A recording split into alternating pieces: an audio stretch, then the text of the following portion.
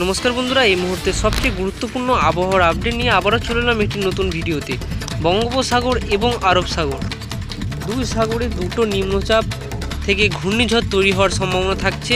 এই ঘূর্ণিঝড় কবে তৈরি হবে এবং এই ঘূর্ণিঝড় দুটি কোন কোন জায়গায় আছড়ে পড়ার সম্ভাবনা রয়েছে সেটি আমরা এই ভিডিওর মাধ্যমে জানবো। এই মুহূর্তে সবচেয়ে বড় খবর বন্ধুরা, বঙ্গোপসাগর এবং আরব সাগরে দুই সাগরেই কিন্তু একটি করে ঘূর্ণিঝড় তৈরি হওয়ার সম্ভাবনা রয়েছে।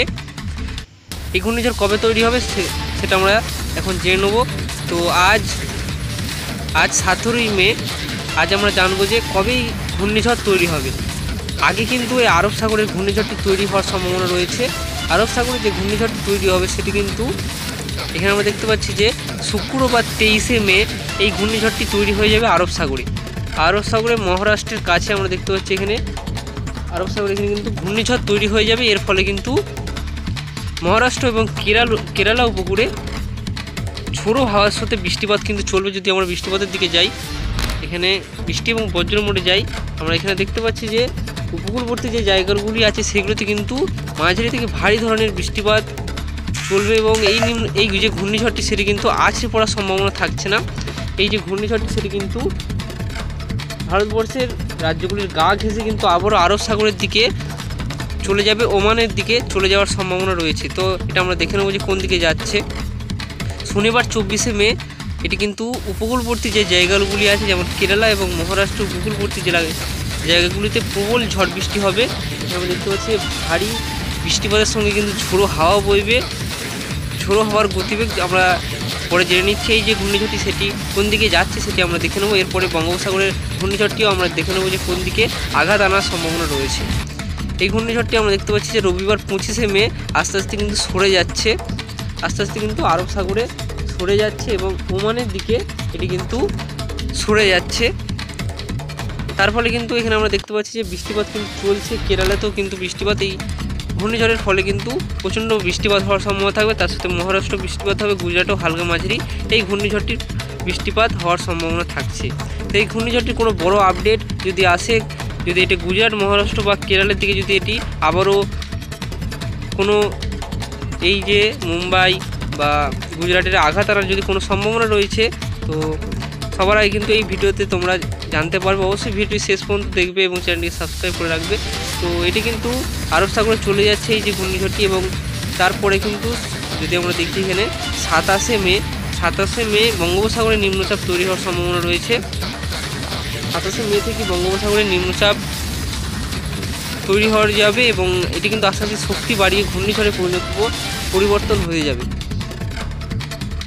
এখানে আমরা দেখতে পাচ্ছি এই ঘূর্ণিঝড়টির ফলে কিন্তু মঙ্গলবার থেকেই ঝড় বৃষ্টি শুরু হয়ে যাবে উপকূলবর্তী জায়গাগুলিতে এবং পশ্চিমবঙ্গের দক্ষিণের দিকটা, তার সাথে বাংলাদেশের দক্ষিণের উপকূলবর্তী এলাকাগুলিতে বৃষ্টিপাত শুরু হবে। উড়িষ্যায় বৃষ্টিপাত শুরু হবে, অন্ধ্রপ্রদেশের বিশাখাপট্টনম, ভুবনেশ্বর এসব জায়গায় কিন্তু বৃষ্টিপাত শুরু হবে। কলকাতা, ঢাকাতেও বৃষ্টিপাত শুরু হয়ে যাবে মঙ্গলবার থেকেই। বন্ধুরা, এই যে ঘূর্ণিঝড় এর গতিবেগ কত হবে সেটি আমরা দেখব এবং আমরা যদি দেখি এই ঘূর্ণিঝড়টি এই মুহূর্তে যে আপডেট আসছে সেই আপডেট অনুযায়ী এই যে ঘূর্ণিঝড়টি সেটি আছড়ে পড়ার সম্ভাবনা কোথায় রয়েছে সেটি আমরা দেখে নেব। প্রবল ঝড় বৃষ্টি হবে, এটি কিন্তু দক্ষিণবঙ্গ সহ বাংলাদেশের দক্ষিণের দিকটাও কিন্তু প্রবল ঝড় বৃষ্টি হবে। উড়িষ্যাতেও প্রবল ঝড় বৃষ্টি হবে। বৃষ্টিপাত যদি আমরা দেখি ভারী বৃষ্টিপাত হবে। তো এই ঘূর্ণিঝড়টি কিন্তু আমরা দেখতে পাচ্ছি পশ্চিমবঙ্গে দক্ষিণ 24 পরগনায় আছড়ে পড়ার সম্ভাবনা রয়েছে। দক্ষিণ 24 পরগনা এবং পূর্ব মেদিনীপুরের পশ্চিমবঙ্গে কিন্তু আছড়ে পড়ার সম্ভাবনা রয়েছে। এই নিম্নচাপটি কিন্তু পশ্চিমবঙ্গে আছড়ে পড়ার সম্ভাবনা রয়েছে। আমরা দেখতে পাচ্ছি পশ্চিমবঙ্গের মধ্যে দিয়ে এটি কিন্তু কোন দিকে যাচ্ছে সেটা আমরা দেখে নেব। এটি আস্তে আস্তে পশ্চিমবঙ্গে ঢুকছে। আমরা দেখতে পাচ্ছি প্রবল ঝড় এবং বৃষ্টিপাত, প্রচণ্ড ঝড় বৃষ্টিপাত হওয়ার সম্ভাবনা থাকবে পশ্চিমবঙ্গে এবং বাংলাদেশ, তার সঙ্গে উড়িষ্যাতে। বিশেষ করে পশ্চিমবঙ্গে যেহেতু এই ঘূর্ণিঝড়টি রয়েছে এবং এই মুহূর্তে আছড়ে পড়ার খবর, কিন্তু পশ্চিমবঙ্গেতে এই ঘূর্ণিঝড়টি ফলে প্রবল বৃষ্টিপাত হওয়ার সম্ভাবনা থাকছে, প্রবল ঝড় হওয়ার সম্ভাবনা থাকছে। এই নিম্নচাপটি যখন আছড়ে পড়বে তখন গতিবেগ কত থাকবে সেটি আমরা দেখে নেব। এখানে আমরা চলে যাব বায়ুর ঝাপটাতে,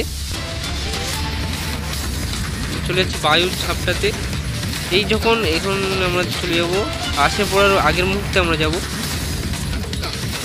তো এই মুহূর্ত থেকে কিন্তু আছড়ে পড়ছে এই ঘূর্ণিঝড়টির গতিবেগ প্রায় আমরা দেখতে পাচ্ছি 80 থেকে 90 কিলোমিটার প্রতি ঘন্টা কিন্তু এর গতিবেগ। ঝোড়ো হাওয়া দাপট কিন্তু এরকম থাকতে পারে 80 থেকে 90।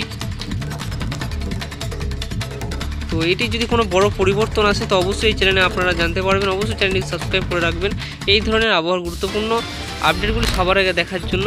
এখানে আমরা যদি দেখি ঘূর্ণিঝড়ের ট্র্যাক, তো ঘূর্ণিঝড়টি কোন দিকে এগোবে